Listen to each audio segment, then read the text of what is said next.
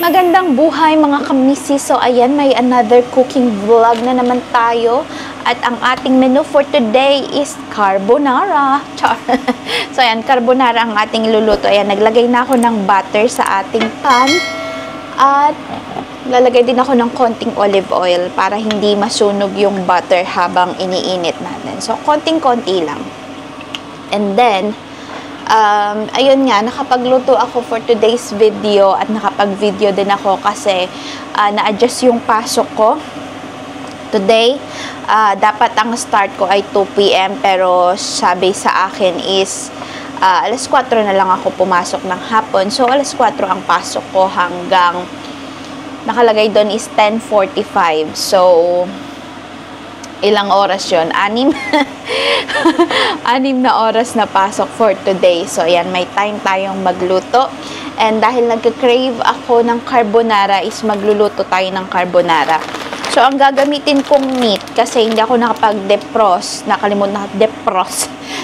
nakalimutan ko makapag-defrost, is ito na lang luluto ko. Yan. Corn mince as substitute siya sa may beef mince kasi etong mince na ito ay vegetarian. So, hindi ko alam kung ano ang ano. Yeah, meat-free mince made with micro-protein. So, ayan, ano siya, vegan mince. So, ito ang gagamitin natin for today. Kasi nakalimutan ko nga mag-defrost, diba? So, ayan, maano na ang ating butter at ang ating oil. So, ilalagay ko na ang ating ayan, mince. And then also, madali itong maluto. Madali siyang maluto kumpara doon sa may ano, kumpara sa natural na beef mince. And also, pwede mo siyang iluto from frozen. Kasi yung beef mince is kailangan mo pa siyang i-defrost bago mo maluto. E abutin tayo ng siyam-siyam pagka bukas ko pa mailuluto ito. Kaya ayan na lang, buti meron kaming ganyan. And also maglalagay din ako dahil wala akong bacon or ham is ganito. Meron ako nabili sa Morrison na bacon grill, rich and smoky, perfect. First time ko tong gagamitin, 2 pounds sa Morrison. So, first time ko siyang gagamitin. Para siyang spam. Binuksan ko na siya, kaya ganyan siya. Kinuha ko na yung kaunti. Konti lang yung gagamitin ko. Para lang may pangsama nga tayo dito sa ating, ano ba tawag, sa carbonara. And also, wala rin akong milk. Nakalimutan kong bumili ng milk. So, magtutubig na lang tayo. Ayan, may double cream naman ako. Ilalagyan ko na lang siya ng double cream. And then, ito ang gagamitin kong sauce. Powder sauce. So, ayan. And then, ano pa ba? Ayan, ito ang gamit ko. Aking mga vegetable. Meron akong onion. Hindi ako naglalagay ng garlic sa niluluto ko, spaghetti or carbonara. Hindi ako naglalagay ng onion, ng garlic. And then, green bell pepper, and then, ang ating mushroom, dahil I love mushroom. Char! So, ayan. Me too, mama. Char! So, ayan, nag-ano nga rin pala ako. Nagpapakulo ako nitong, ano ba tawag dito? Munggo. Kasi, kung may time pa ako, kung maaabutan pa is, mag-ano naman ako, maggigisang munggo ako para may ulam ako for tomorrow. Pero pagka, hindi siya inabot mamaya is bukas ko na lang siya iluluto. Ilalaga ko na lang yung munggo ngayon. Dahil because the tapwat, meron akong nabiling spring greens. So, instead of using bitter gourd, basta yun, imbes na yun ang gamitin ko, yung talbos ng ampalaya, is ito ang gagamitin ko dahil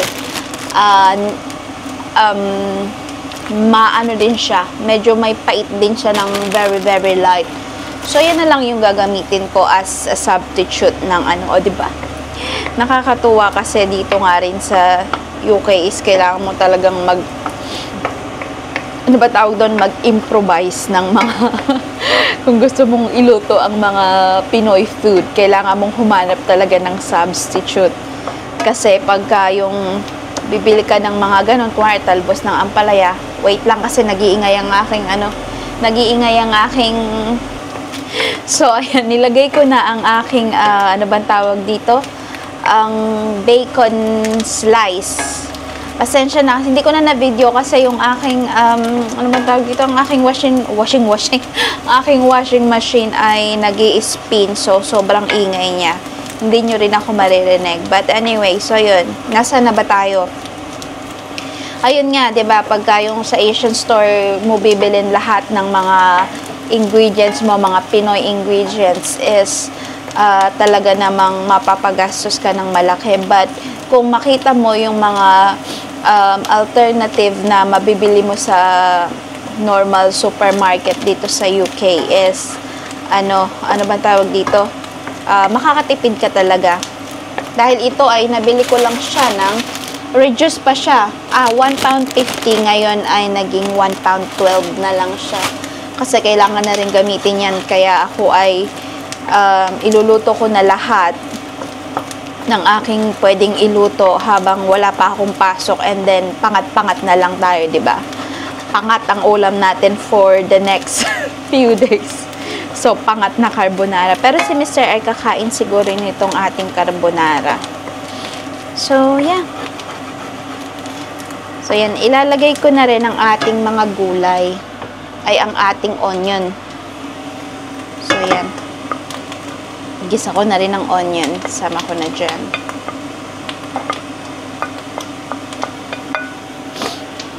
So, ayan.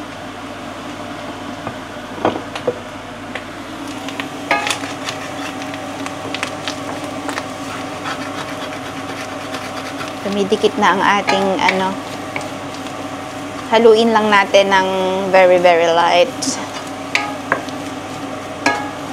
So, ayan, ilalagay ko na ang ating the rest of the vegetable, ang ating mushroom, at ang ating, ano ba tawag dito? Bell pepper. So, ayan. Anong oras na? Time checks is, ano ba? Time check is 1:20 p.m. So, meron pa akong ilang oras pa. May few hours pa ako. Lakasan naman natin ng konti ang apoy kasi ang tagal ko na naghihintay dito. So, ayan. Ang bango ng bacon. It's, smoky ang ang amoy niya. So, ayan mga kamisis, medyo luto na ang ating luto na pala, medyo crispy na siya. Kaya ilalagay na natin ang ating tubig at ang ating carbonara mix. So, ayan, ganyan. Ganyan lang naman siya. Very easy. Parang naparami naman yata ng tubig ko. So, ayan, ganyan siya. And then, lalagyan ko rin siya nitong beef cubes para mas malasa siya. Yan, 1.5. Para mas malasa siya.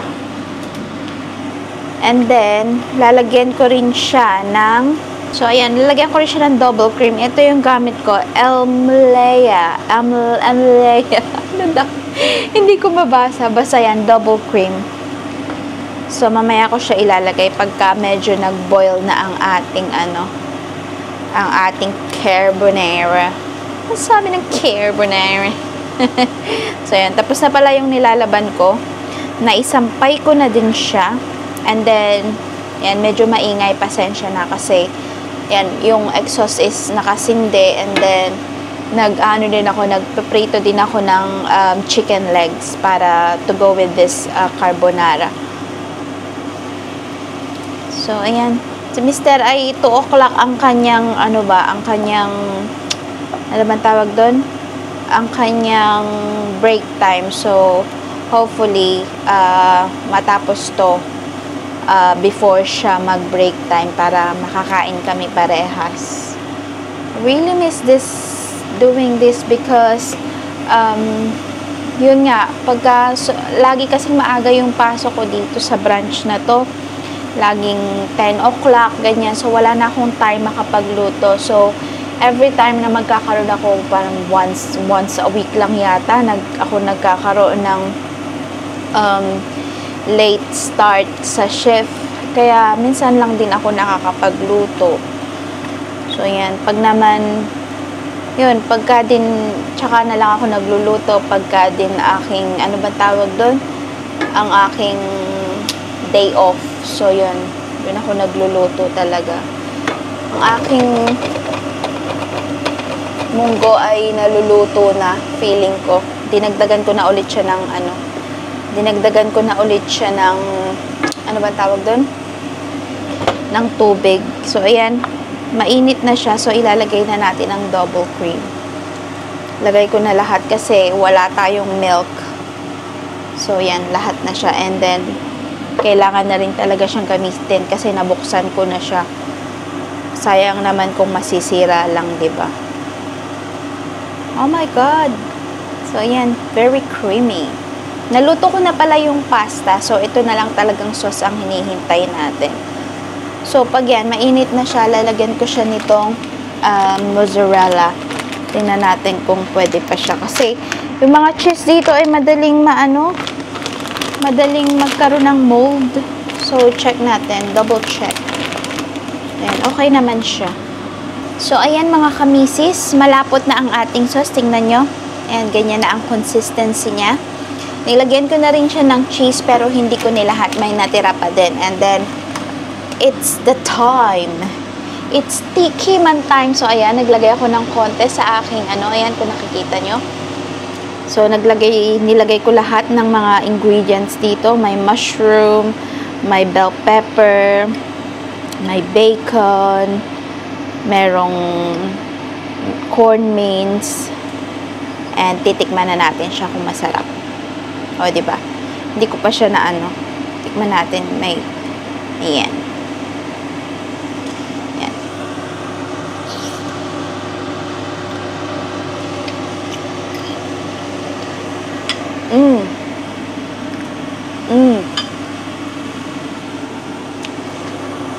Oh my God.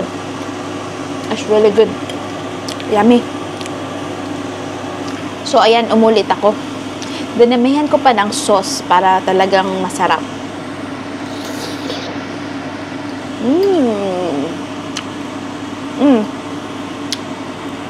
It's really good.